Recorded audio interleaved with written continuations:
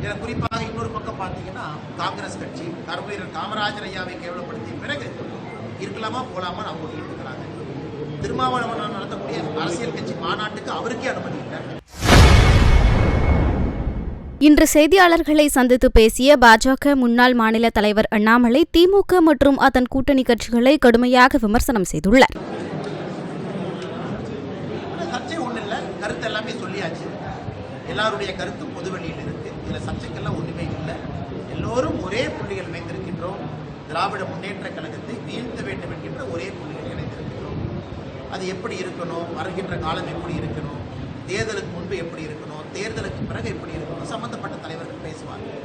நான் 2 தினம் முன்பு பேசியது நம்முடைய கட்சியினுடைய தலைவர் என்ன பேசியிருக்கிறாங்க அப்படின்றதுதான். இதில் சர்ச்சையோ சண்டையோ எந்த குழப்பமோ இல்லை. எங்களை பொறுத்தவரை திமுக அகற்றப்பட வேண்டும் என்கின்ற விஷயத்தில் ஒன்றாக இருக்கும் பொழுது குழப்பம் எங்கிறது வருது.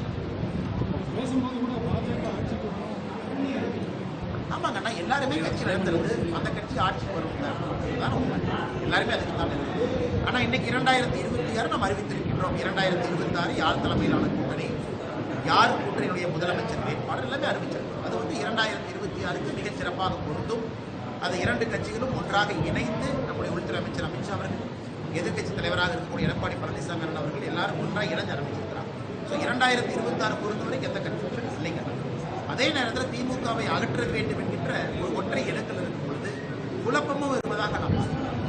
இதில் குறிப்பாக இன்னொரு பக்கம் பார்த்தீங்கன்னா காங்கிரஸ் கட்சி கருவீரர் காமராஜர் ஐயாவை கேவலப்படுத்திய பிறகு இருக்கலாமா போலாமா அவங்க இருக்கிறாங்க.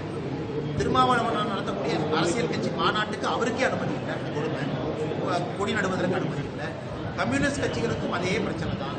அவர்களும் இன்னைக்கு அரசு கிரிட்டிசைஸ் பண்ணிக்கிட்டே கூட்டணியில் இருக்கிறாங்க. அது போன்ற குழப்பமெல்லாம் இந்த கூட்டணி எங்கேயும் இல்லை. செய்திகளை உள்ளது உள்ளபடி தெரிந்து கொள்ள ரெஃப்ளெக்ட் நியூஸை சப்ஸ்கிரைப் பண்ணுங்க.